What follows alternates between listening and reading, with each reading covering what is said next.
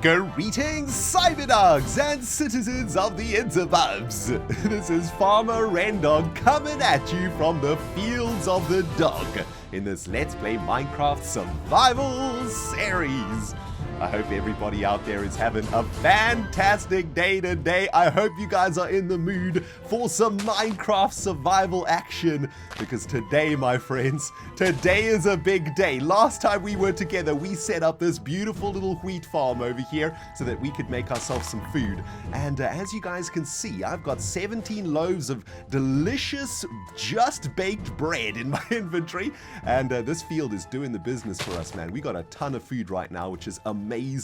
However, we are lacking on the tools side of things. In fact, one of you guys pointed out in the comments of the previous episode that I've got a hole to live in, I've got a farm to eat from, but I don't even have a sword right now. So today we are going to try and solve that together, guys. We are going to be going on our very first caving adventure in this series, and I'm a little bit nervous, if I'm honest with you. There's probably going to be death involved, considering we are playing on hard mode, and I'm not very good at surviving in Minecraft. So hopefully today we are going to be able to survive a little bit of a caving adventure. And what I want to try and get for myself today, guys, is a ton of iron. And if we get really lucky, maybe we will find a diamond or two, which will be really awesome. And then we can start making ourselves some proper freaking tools. So we're going to be headed over down to Maximus in a moment, getting on his beautiful back and heading out to find ourselves a cave. And today I'm hoping we're going to have a successful mission together. There's one thing that I want to do out here, though, before we start preparing for our adventure. This was a suggestion made by one of you guys. Take a look at this, man. I want to add one of these wooden trapdoors on top of the rivers here to act as a little bridge in between the two sides of the farm, right? That actually works out really well, and this stops me jumping in the river whenever I'm trying to cross. And it kind of looks pretty cool too. It kind of just looks like a tiny little bridge or something, right? Here we go. Thanks for that suggestion, whoever it was. I like that, man. I like that. But I still need to collect a little bit more wheat around here. We're probably going to need quite a lot of bread for today's adventure. And I want to spend a long time in the caves today, guys, until we can find ourselves a decent supply of iron. And don't you worry, we're going to have a great time together. I've got a little bit of a story that I want to tell you that was inspired by a question asked by one of you guys in the previous episode. One of you asked me, ReNDoG, how did you get the nickname ReNDoG? Well, there's a story attached to that, and I want to tell you guys all about it today. Let me make myself a little bit of bread over here. Beautiful. And I think that's probably everything that we need out here. 32 loaves of bread should do us proud for this adventure. Maybe we need a little bit more bread. Maybe we need like a stack of bread. Okay, let me do a little bit more farming, and then we can start preparing ourselves for a deadly adventure. I've spent the entire Minecraft day farming, guys, and I've managed to pick myself up another 10 loaves of bread or so. That leaves us 40 loaves of bread, which I think should probably be enough for this little adventure. And we're going to need as much help as we can get, guys, because we are going to be going caving today, deep into the depths of Minecraft on the search for iron. I've set up a little adventure chest for us here, and this is basically all that we've got right now. We're going to take some cobblestone. We're going to take some oak wood planks because we're going to be crafting stuff along our adventure. And I want to make myself some furnaces out of this cobblestone, because when we find iron in these caves, I want to smelt it down into iron ingots so that we can make some armor and some better tools and stuff. I've also got 2 string, which I'm going to take with me just in case we kill a spider, because then we can make a bow. I've got 5 arrows right now, and that is not a lot of arrows, but if we find a bow, I want to have as many arrows as possible. Wow, a whole 9 arrows. I've got some flint and some feathers here, so I can make myself a few more arrows. Okay, 29 arrows. That's not bad. That's not bad. What else can we take with us on this adventure? Well, I've got some golden apples that we found in the dungeon, which I'll take along with me, and a bucket, which we'll definitely need. That's going to be very useful. I'm also going to take some of these oak fences here, because we're going to be riding Maximus into the glory of this adventure today, and I want to make sure that he doesn't wander off while we are caving.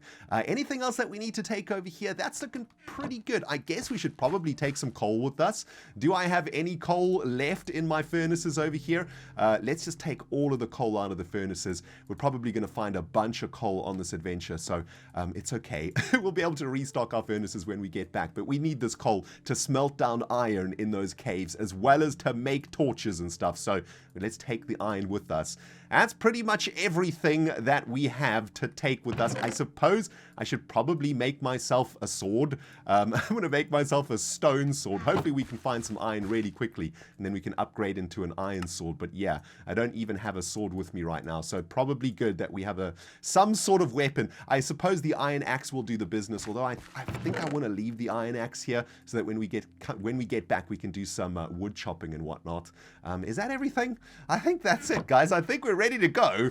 All right, well, I suppose there's nothing left to do other than to get on to Maximus and to head over to the cave all the way back at spawn. Hi, Maximus. What's happening, dude? How have your nights been out here? I hope that it hasn't been infested with the undead, my little man. Right, let's run. Let's get ourselves all the way to the entrance. The last time that we were caving there, we found that skeleton spawner, didn't we? And I remember that around that skeleton spawner was a bunch of cave networks, and I've had a quick scout around the mole hole too. There are a couple of cave networks around the mole hole too, but I thought what we would do is like let's try and do the further caves first, and then next time we go caving, maybe we can try and do the caves at the mole hole and see what that can yield.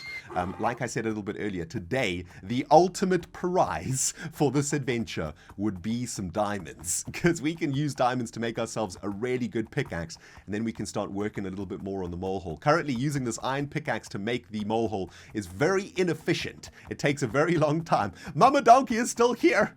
Hey, Mama Donkey, Maximus is okay. He's alive. She's proud. Oh man, we're gonna have to rescue her at some point, aren't we? Anyway, I think that cave network is around here somewhere. I think it's all the way back here, is it? Or all the way back at spawn. I know there's like an entrance into it somewhere here. Oh man, I should have made like a beacon or something to show me where it is, right? Is this it over here? Well, this looks like the entrance into a cave. That's not the cave that we're looking for, though. Is this the cave that we're looking for? It's unclear. I tell you what, let's quickly make a little pen for Maximus, and then we can choose one of these caves to go down. Maximus has been secured, and this is indeed the cave that we found that skeleton spawner in. So without further ado, Cyberdog and dogs, let's get down here and see if we can do some nice freaking caving up in this business. I'm going to put my torches in my offhand so that I can place them easily. And right off the bat, we're rewarded with a little bit of coal. Very nice. Not the most exciting material to find in Minecraft Survival, but in the early game, it's really necessary. We need as much coal as we can get to make ourselves some torches, and of course to make ourselves everything that we need to cook in the furnace, right? So the more of this I can collect, the better. And speaking of dangerous caves, wow, it is super dark down there. I guess that's where we're going first. We're going to go down here, find some iron. There's already some iron right off the bat, so that's a good thing. Now, guys, I want to kick off today's little caving adventure together by saying a huge thank you for all the support in this series. It's been fantastical seeing how many of you guys are enjoying the series and are having a great time with me. Thank you guys so much. And I want to also say a huge hello and welcome to all of the new subscribers that have joined me for the series. Hi there, guys. Thank you so much for coming. Oh my goodness. This cave is a little bit scary. Now, I'm going to try do this in a very smart way, okay? I'm going to put the torches on the right-hand side of the cave walls so that when we run through the cave networks, we can see where we have been, right? If we keep putting the torches on the right-hand side, when we run back, they'll be on the left-hand side, so we'll know that we have been in this particular part of the cave. I've been trying to do this method for many years and have failed to do it for many years too, especially when things start to get a little bit serious up in here, but I'm going to try and keep going. Here's a whole bunch of iron. Okay, this is our first major batch of iron over here, which is beautiful. How many bits of iron is that? 6 bits of iron. This is probably a good time just to set up a little bit of a furnace over here and start cooking up this iron so we can make ourselves a bit of a sword action over here. And this is actually a massive network, isn't it, guys? Look how huge this cave network is, man. Unbelievable. But yeah, thank you guys so much, all of you new people out there, and of course thanks to all of the old people out there too. for all the love in this series so far. It is so heartwarming to see how passionate you guys are about the series. Thank you so much, man. And today I wanted to tell you guys a little bit of a story inspired by a question from, I'm assuming, a new viewer, because I've told this story a couple of times over the years, so you older guys will probably know about this. But somebody asked me in the comment section of the previous video, ReNDoG and Maximus, how did you get the name ReNDoG? Where did you get your nickname from? And this got me thinking. This question got me thinking quite a lot, actually. I was thinking about it last night when I was falling asleep, preparing for today's episode. But I was trying to think back to the moment, the actual moment that I made the decision to have ReNDoG as my internet gaming nickname, if you will. And I guess to kick off this story, I want to ask you guys exactly the same question while we're doing the caving. And speaking of caving, Batty has arrived. Batty's got a friend.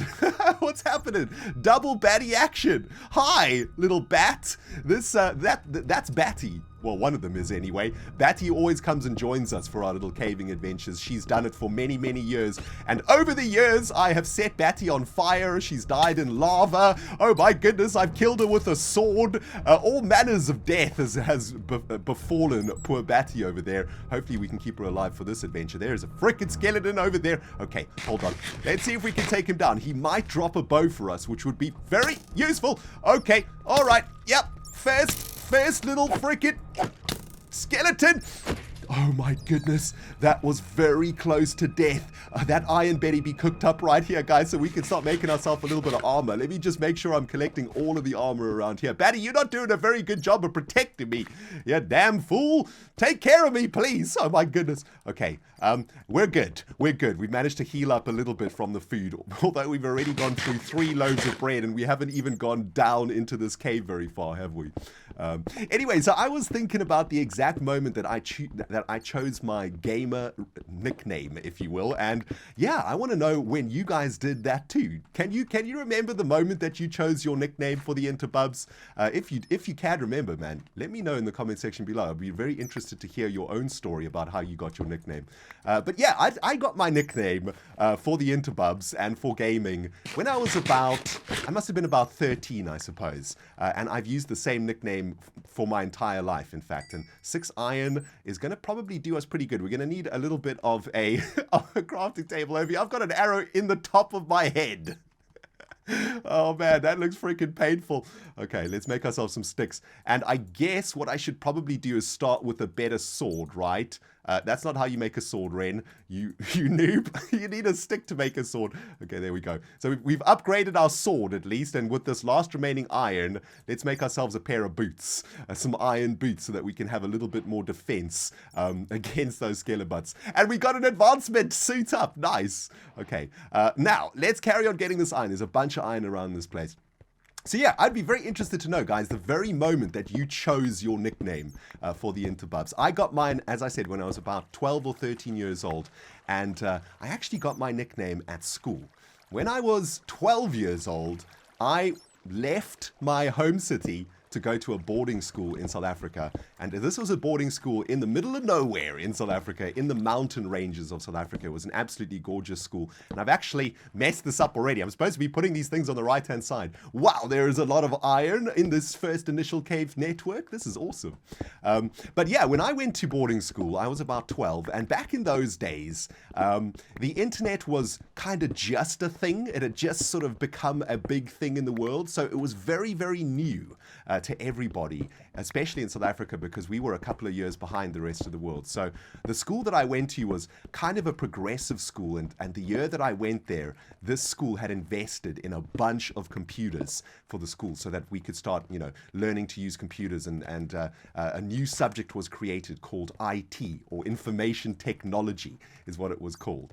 And I was completely hooked into this subject. I absolutely loved it from the moment I walked into that computer room, that brand new computer room that had like 20 computers in it. They were all brand new, but all super old school. I don't know how many of you guys have ever seen an old school computer, but back in the day, man, those computers were massive. They were huge. The screens were like the size of a microwave. They were huge. There was no such thing as a flat screen back in those days.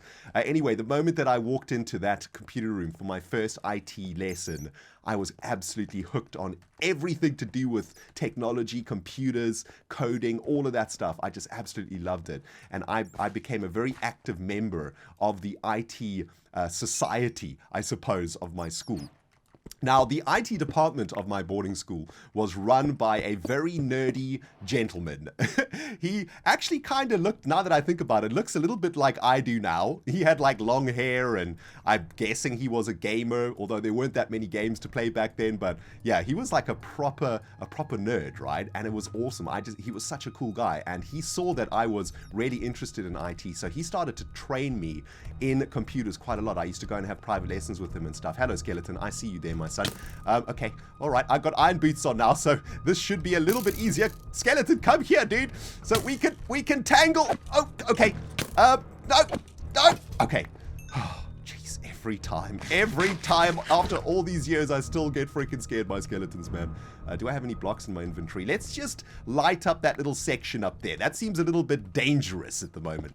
Anyway, so I took a huge, interest in the IT department, and my teacher, my IT teacher, there's a creeper over here. Okay, creeper, dude. All right, okay, all right. No, dude. Oh, okay. Creepers blow up, by the way. If you've never seen a creeper before, they blow up eventually. Get out of here, skeleton. I am trying to freaking cave. Uh-oh. Okay, this is not good. This could be first death. Dang it. Well, I've spawned all the way back in the mole hole because I didn't take a bed with me. And so much for our not dying before episode 10 goal. Am I right, Cyberdogs? I'm such an idiot. Why did I go down into that stupid hole?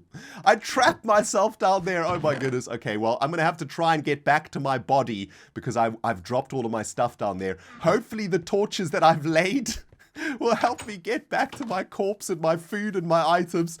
Oh, sigh. Maximus, my son, I done derped. I died, man. I died in the depths of Minecraft. Oh my goodness, Maximus is judging me right now. He's judging me. Okay, let's see if we can rescue all of our items, guys. We don't have a lot of time because all of the items will despawn after 5 minutes. So we have to try and find our way back there. I think it was this way, wasn't it? Let's follow the torches on the right-hand side. They are doing their work. Hopefully, there's not a lot of action down there. Where did we go? Oh, it was up here, wasn't it? Okay, I think we're going to be good. Hopefully, that skeleton and zombie are not here anymore. It looks like we're safe. Okay, there's all the items. Nice. We found everything. Let's get some torch action down here, though, and let's pick up all of our stuff. That was really bad. They came down from over there, didn't they? So we're going to have to go and try and solve that problem over there. Oh my goodness, guys. That was so derptastic if I ever did see it. Okay, I'm going to try not do that again. Let's go make ourselves a little bit more armor, too, so that we can survive the next confrontation with the freaking undead. And we're going to need some more torches here, too. Torches on the right, please, Ren. There we go. And let's just get some light up here, because this is where they were spawning. Yeah. This was the Chamber of Doom, where those undead actually came to kill me. And there's not even anything here of value. Oh, a death for nothing. A worthless death, I say.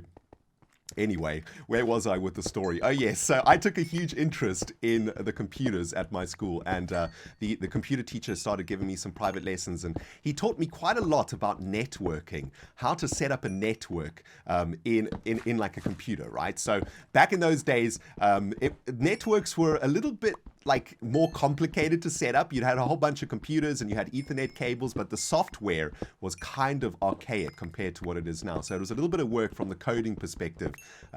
Well, you had to do stuff in Windows to get the network to work. In Windows 95, you had to set like IP protocols and all this sort of jazz. And he taught me all of that stuff. Now, about halfway through my first year, and bear in mind, guys, this is a boarding school, right? So I was there for probably 4 months in a row, and then I'd go back home for holiday to be with my parents, and then we'd come back to school. So most of my time was spent in this boarding school in the middle of nowhere, and I had a lot of amazing times there, which I'll be telling you guys about over the course of this series, because I was surrounded by mountains and nature, and I used to go on epic adventures and stuff. But that's a story for another day. How much iron have we made for ourselves over here? Oh, we've made insane amounts of iron. Okay, we can get ourselves suited up now. Let's make for ourselves a suit of armor. Let's make a hat. And let's make for ourselves some leggings. and a chest plate. Very good. And I also want to make myself a shield. A shield is going to help us against those skeletons quite a lot. So that is actually really good. I'm happy with that. Now, have we picked up all of the iron around here? Let's put the armor on, though. There we go. And I should probably make like a chest also. Let's make a chest. Where are all my logs gone? Oh no. Did I leave the logs at the bottom of the hole? I think I might have. Let's hope they haven't despawned, because I kind of need that wood. But anyway, about halfway through the year, something really awesome happened at my school. Not only did I take an interest in computers, I also took an interest in music, because when I went to this boarding school, I had been playing guitar and piano for quite a few years when I was younger, and it looks like I've lost my logs, guys. That's really, really bad. I'm an absolute idiot. I'm going to have to go and get some more logs from upstairs, I think. Yeah, I've lost the loggage, unless I've put it in a fern eye over here. Did I put it in a fern eye? No. I lost my logs. Well, at least I brought this axe with me. Let's go cut down some trees, shall we? But yeah, I took an interest in the IT department as well as the music department. Now, the music department at my school was really cool, but it was kind of old school, right? It was all about like playing the trumpet and the piano and the violin and all of that sort of stuff, right? It was it was kind of stuck in the 70s, I guess, is the way that I would describe my music department. Let's head over to that forest, get ourselves a little bit of wood. But about halfway through my first year at this boarding school, the music department got a computer upgrade. And one of its practice rooms, its biggest practice room, in fact, got turned into a massive computer room. And the idea was that all of us studying music were going to be able to use some software to actually compose music. And I can't remember exactly what the software was. I think it was called Cakewalk. I think that's what it was called. I mean, we're talking about, this is way back in the day, man. But it was a very sort of archaic music-making piece of software that you could make like MIDI music, like really simple music. Anyway, the music department got this computer room installed, and I spent a lot of my time at the music department. I used to spend probably 2 or 3 hours a day by myself in the music department, just practicing piano and playing guitar and stuff. And whenever I didn't want to go to a lesson in school, so say for example I didn't feel like going to maths, I would just tell my maths teacher I have a music lesson, and he'd be like, oh, okay, fine. And then I'd go over to the music department, even though I didn't have a music lesson. I would use that excuse because, I don't know, for some reason, if you studied music, you kind of had like a free pass to go and practice music at my school. It was kind of weird.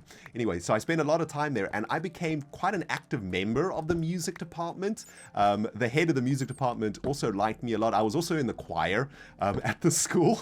Don't judge me, okay? I can sing pretty good.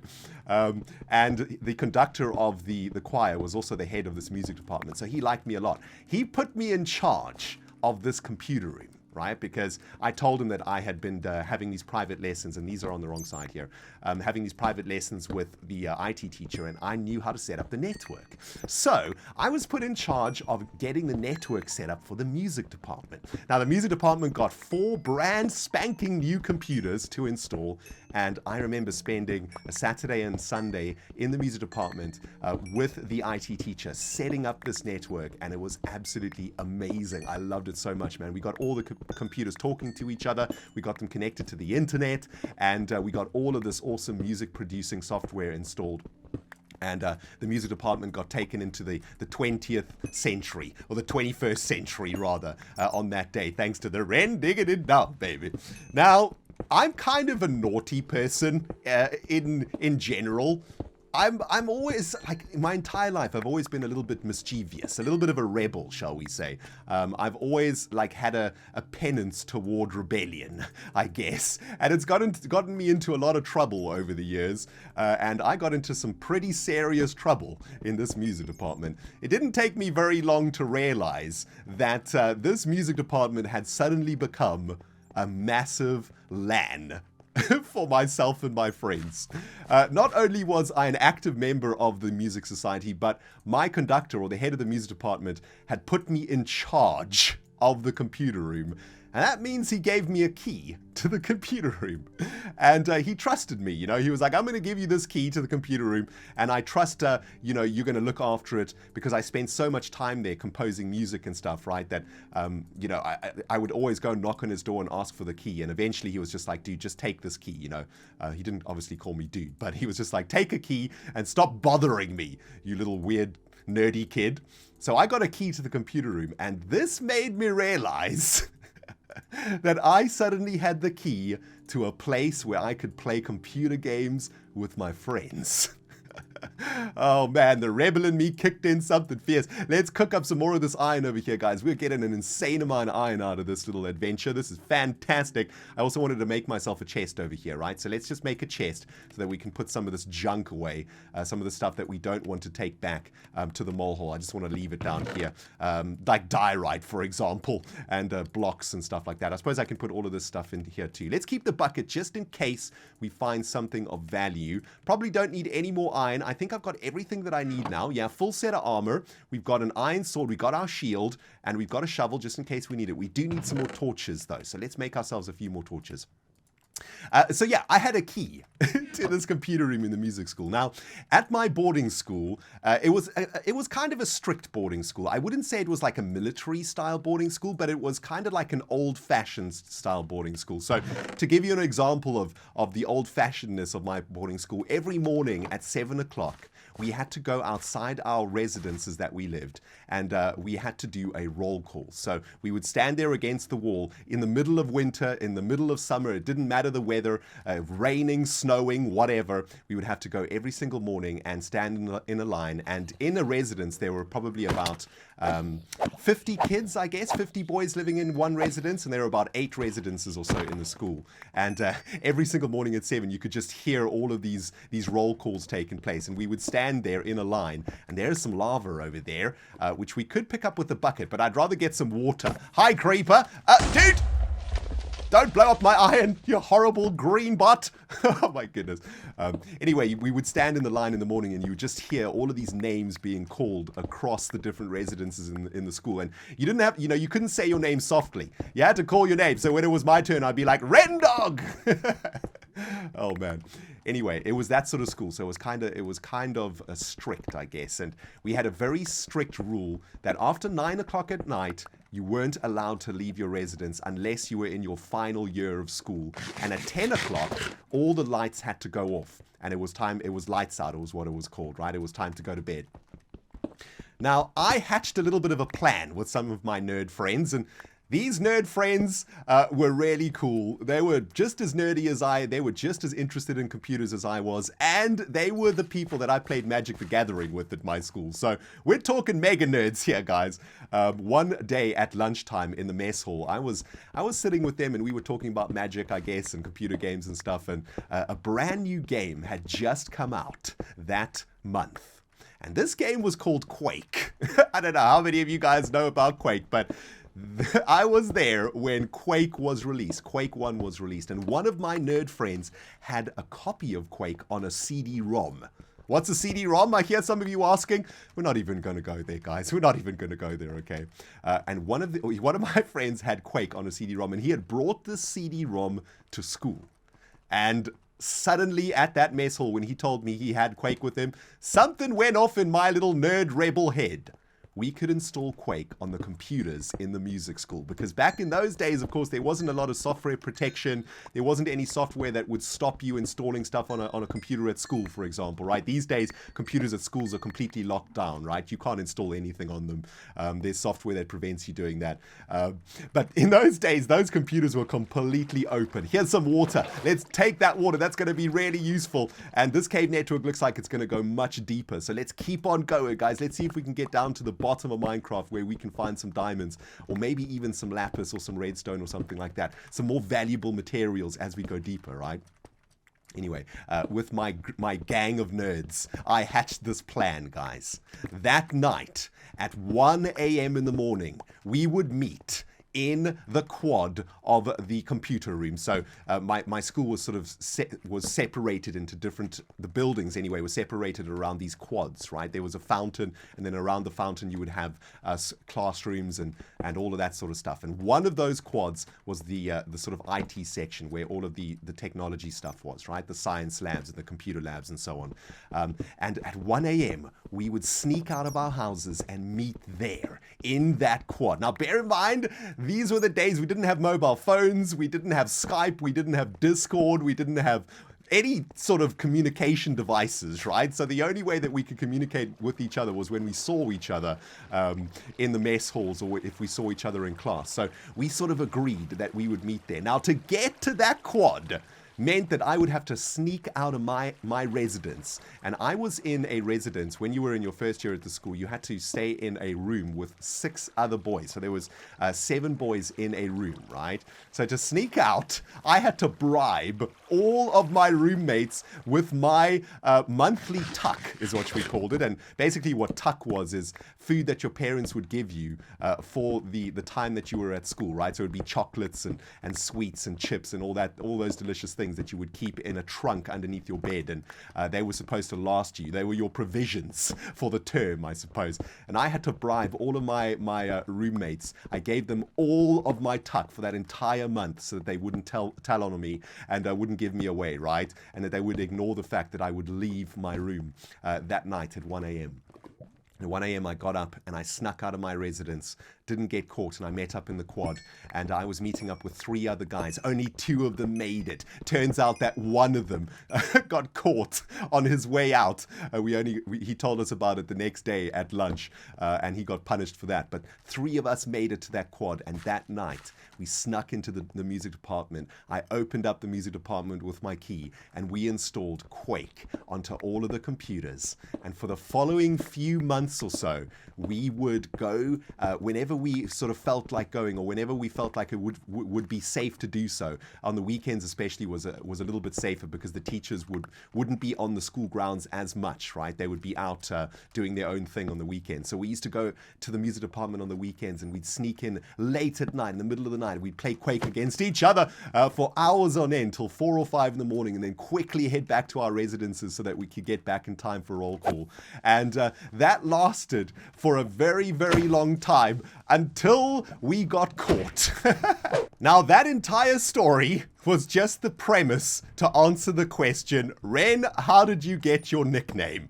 Well, like I said, oh, there's another dungeon down here. Oh, it's a freaking skeleton dungeon, though. This is really bad. Okay, hold on. I'm going to tell you how I got my nickname in a moment, guys. I just need to deal with this skeleton infestation. We're going to get our sword in our offhand, and we're going to see if we can actually deal with this. Let's eat one of our golden apples for this particular siege, because this is going to be a little bit tricky. Get out of here, skeletons. Okay, we can block their arrows with the shield action, and then we can kill them. Oh my goodness, there's so many spawning. I need to get some more torches down there. He has got an enchanted bow too. He's doing more damage. Okay, there we go. I think we may have cleared out the skeleton, but infestation, I was completely wrong. How many skeletons are down there, guys? That's insane. Okay, Batty, you and me, go into battle. Let's try and get these skeletons dead. Oh my goodness, 1 down.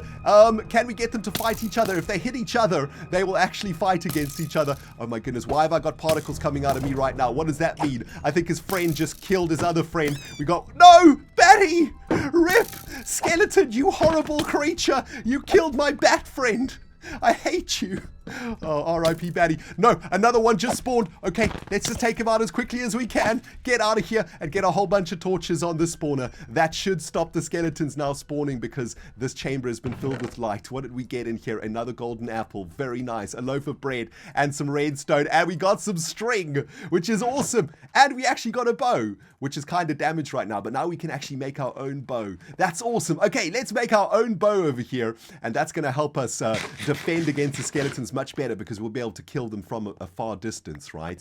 And let's just get a couple more torches over here. Oh man, still so much to explore over here. Anyway, so yes, how did I get my nickname? Well, when we started playing Quake in the music department, we loaded up Quake, and of course we had to choose a name because that's just what you did in the in the gaming society. You have nicknames, you have aliases, I guess. And I didn't really know what to call myself at the time, but I used to watch a cartoon back in those days called Ren and Stimpy, and I used to absolutely love Ren and Stimpy. It was such an awesome cartoon, and I decided to name myself Ren after the Ren and Stimpy cartoon. And the reason that I loved Ren and Stimpy so much was because I only got to watch it every now and then when I used to go and visit friends on a farm very far away from my school. So sometimes on a Sunday, I would go out for the weekend and go spend the weekend with these friends who had a farm close to the school, right? And obviously we couldn't watch cartoons at school. And when I got to the farm, this is where I could watch cartoons. And I used to watch this cartoon called Ren and Stimpy. And I absolutely loved it, man. It used to make me laugh my head off. And yeah, decided to name myself Ren after Ren and Stimpy. A few years later, when I got a little bit older and I started playing StarCraft at school, we started playing StarCraft 1, and I got really good at the game. I was the best StarCraft player in my school. I felt like my nickname needed to get pimped up a little bit. I felt it needed a little bit more pizzazz to it, so I just added dog to the end of Ren, just to make it sound a little bit more gangster. You know what I'm saying? Like, this is ReNDoG playing StarCraft. I'm going to kill you with my Zerg army. So I added dog to the end of Ren a couple of years later, and yeah, the nickname then stuck. From then on, I was known as ReNDoG on the internet, and I've been known as ReNDoG on the internet ever since that day, many, many, many years ago, many moons ago, and I shall be known as ReNDoG, I guess, for the rest of my time on the interbubs. But yeah, guys, I'd be very interested to know how you guys got your own internet nicknames. By the way, the times in the music department didn't last forever. In fact, they ended rather abruptly and in a very miserable way, which I'll be telling you guys about in the next episode. I think we'll do a little bit more caving together in the next episode, but I feel like I've been talking for about an hour now, so it's probably time to say goodbye. But let's quickly evaluate how much stuff we have managed to pull out of the earth on this particular caving adventure. The bad news is that we died once, which I guess is not totally unexpected. I was kind of expecting to die, although I have been playing this game for very long now. You would expect I'd be better at it, but apparently not. But let's have a look at what we've managed to yank out of the ground of Minecraft over here. An insane amount of iron. We still have another 18 more to smelt. How much have we actually smelted in total over here? At least a couple of stacks, right? Which is fantastic. That is amazing. Okay, so a ridiculous amount of iron. We got ourselves a little bit of redstone. We got ourselves a bow, which we managed to make from some string that we found. And we've managed to make ourselves a full set of iron armor. We've got ourselves an iron sword, and we found another golden apple, and we've got some arrows too, but that's not very exciting, I suppose. So that's actually been a very good take for a caving session, I think, guys. I'm probably going to spend the next hour or so just caving these initial sections that we've already seen, just picking up all of this coal and stuff.